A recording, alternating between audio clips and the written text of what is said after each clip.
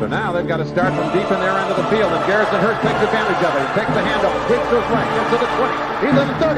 Needs to cut in. He comes back up the right sideline. Breaks a hard tackle. Comes down to the 30. He's down to the 20. He's down to the 10. He's down to the 5. He's into the end zone. Touchdown. Touchdown 49ers. 96-yard run from scrimmage. Garrison Hurst breaking tackle after tackle. Sweeps down the sideline. Throws off bodies like clothes after a marathon. Young, back to throw. In trouble, he's going to be sacked. No, gets away.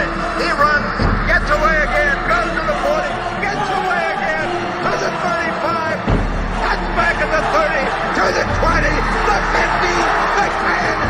He dives. Touchdown, 49ers. Third down, Alex takes the snap. Alex looking down in post, and it's good.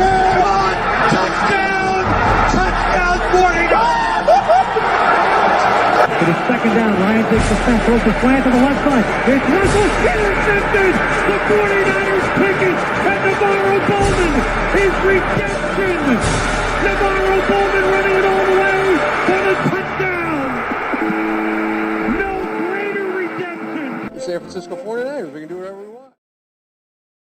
Click, click, boom. What's going on, Faithfuls? It's your boy Mike from Nothing But Niners Crew, and guys, we are here. It is halftime. Wildcard weekend is already going on, and the Niners are trailing right now, guys. The Niners are trailing 10-13 behind the Philadelphia Eagles. Now, listen, guys, this has been a hell of a game. I'm going to be honest with you guys, man. The Niners defense is trying to show up in ways that we didn't think they wouldn't be able to.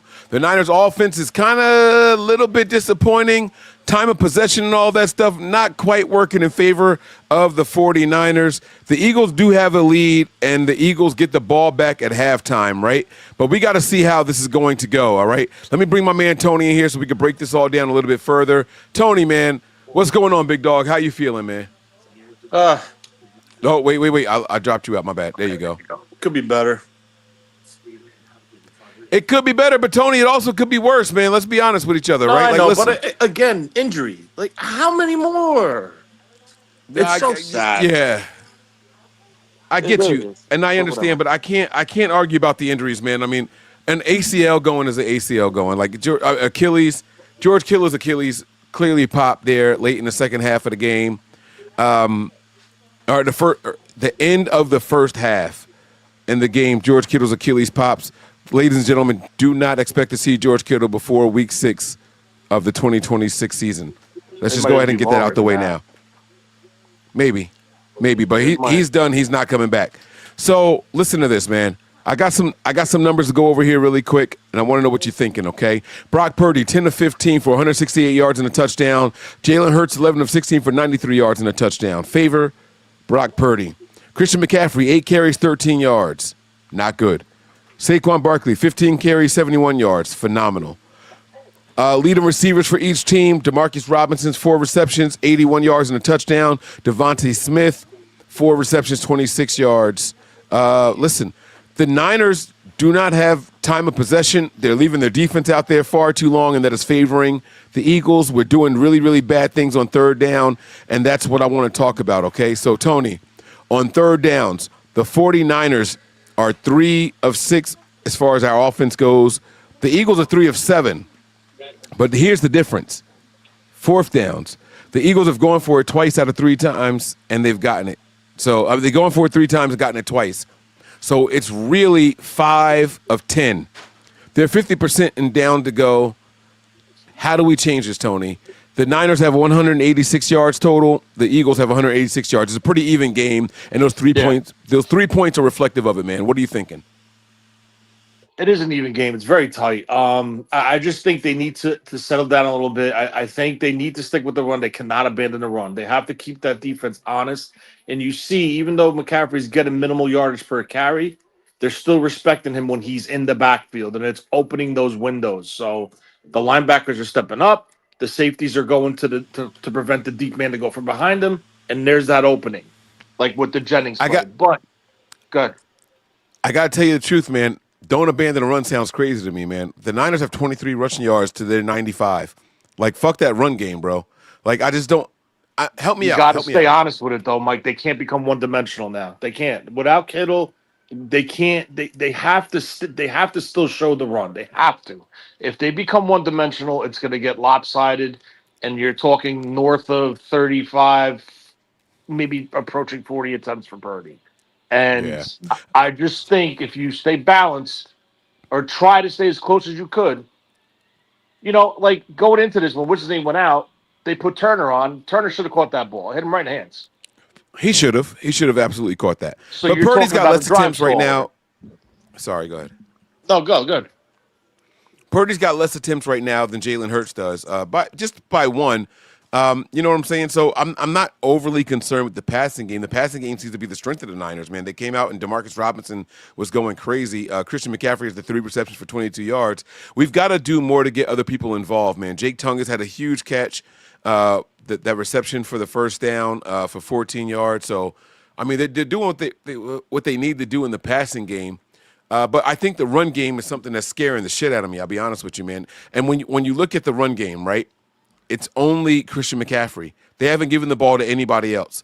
Brock Purdy did have that design play at the very end where he fumbled the ball, and that's why the time came off the clock. It was a great design, but Brock Purdy did a little bit too much shake, get to the sideline, and then this motherfucker, he goes out of bounds, but he fumbles the ball. Like, what are you doing, Brock? Like, just run out of bounds, bro. Save time on the clock. Why did he do too much there, Tony? Help me out. Help me understand. You're on mute. You got to take yourself off mute and then start yourself over. It looks like he was trying to push the ball with his hand, like to get it out of bounds, and it lost. He lost it in his grip, and that's why it went down. And unfortunately, I originally thought when that play happened, it looked like his foot touched the white first. So I was like, "Oh, he's good. Don't worry about it." But then when they slowed it down, you saw there's a little spacing. So I mean, it is what it is at this point. I don't know if they would have made that attempt from that distance with that wind, and I don't know, but it didn't cost them any. So, it really didn't put points on the board for Philly, but well, the super chat comment here is kind of crucial here. Kyle's time management stinks, right? Like, he just lost it at the end there. Like, you got to snap that ball sooner. We ran up to the line. The Eagles ended up calling a timeout, not the Niners. 8 seconds had already come off the clock before they called their timeout. And then we run the ball with the quarterback, and he doesn't get out of bounds before fumbling the ball. Like, that cost the Niners 15 fucking seconds, Tony. That's 3 points. That's the difference between a tie game and being down 3 and a game that you got to win to advance to the next round. The problem is this. It's not Kyle Shanahan's fault. Juwan Jennings was lagging his ass across the formation, which took probably about 7 seconds for him to go from one side of the formation to the other and get set. Kendrick Bourne didn't know if he was supposed to be on or off the line of scrimmage. So it cost 2 seconds for him to get set. They were calling him to move. They wanted him. They were waving Kendrick Bourne to come across in motion, bro. So he just fucking stood there and looked like a fucking moron. Technically, that's not Kyle Shanahan's fault. If you have no timeouts, you have to allow them to align and set. So with that being said, I'm not blaming Kyle Shanahan for something he does not have control of in that present moment of the game. It's not like he could have called a timeout. He couldn't. There was no timeouts left. All right. So let's get to a couple of other key points really quick. Sorry, not trying to, because we got to wrap this up soon because they're going to be back in like 2 minutes. But listen, Deommodore Lenoir is getting his wish. They're letting him shadow. Deommodore Lenoir is moving back and forth and across this defense for the first, 5 drives. He was on A.J. Brown. Then they put him on Devontae Smith, who was their team's leading reception guy. And Lenoir's getting cooked. Let's be honest. Lenoir is not doing shit. He's not stopping anybody. He's giving too much cushion. I mean, what is going on with Deommodore Lenoir right now, Tony? It's not just this game either. Like, what's up? He's not playing up to the level. He's just not. I don't know what it is. He's just not playing at the level that he usually plays at. The one run where he bit inside, we talked about the run fits in the beginning in the pregame. Clearly, he was the last man outside. He should have been the last outside defender. So he wasn't there. He bit inside. Saquon Barkley broke it. In pass coverage, he's a step behind. He's playing really off, really soft. He's not getting up and pressing. I don't know. I don't know what it is. Yeah, I got some positives, though. I don't want this to sound like it's all doom and gloom because the Niners are only down 3. Now, the bad news is that the Eagles get the ball back coming in the second half. But It's all good. If our defense can hold up, they get a little bit rest right now with this break. Hopefully we can get them to go 3 and out, or maybe just a first down and then stop them after that. But hopefully we hold them to no points, and the Niners often come out, they can score, and then they either tie this thing up or they take a lead. That's what I'm hoping for here. I want to highlight a couple of players on defense really quick. Eric Kendricks and Jair Brown. Now, Jair Brown is injured. He's got this hamstring injury. We don't know if he's going to return. Marquise Siegel filled in admirably in coverage for him, so I don't know how it's going to play out. Jair Brown had the tackle for loss. He had another good tackle earlier in the game before that tackle for loss, and Eric Kendricks seems to be all over the field. There's even another guy who I thought was going to be a liability out there who looked like he was doing okay, and that's Garrett Wallow. Tony, I think the people that we thought were going to be susceptible to attack ended up being strengths. Looking at this defense, man, how do you feel this defense has performed so far?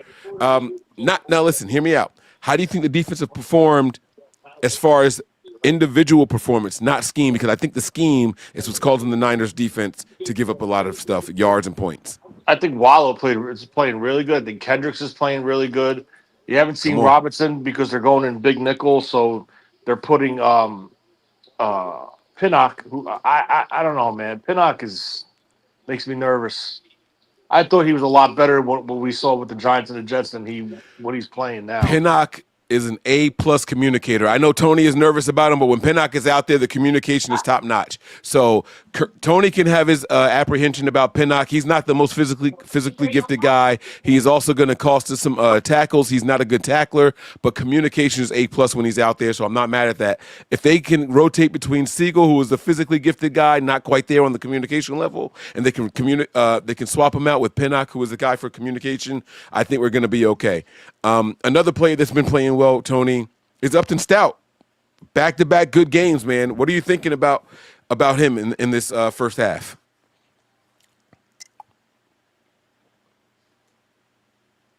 You're on mute, buddy. I can't hear you. I just wanted to know what you think of Upton Stout. He's got to learn how to put his hands on that ball and run with it. He's got to make a catch on that. Great play, 100%. But he had all sideline. He would have been gone. Yeah. I feel you, bro. All right, Tony, man, give me a real one. Everybody in the chat right now, listen, I'm going to ask you guys while I ask Tony. W's in the chat if you think the Niners can win. Make some noise out there. Let's go. Huh? Drop a bomb on it.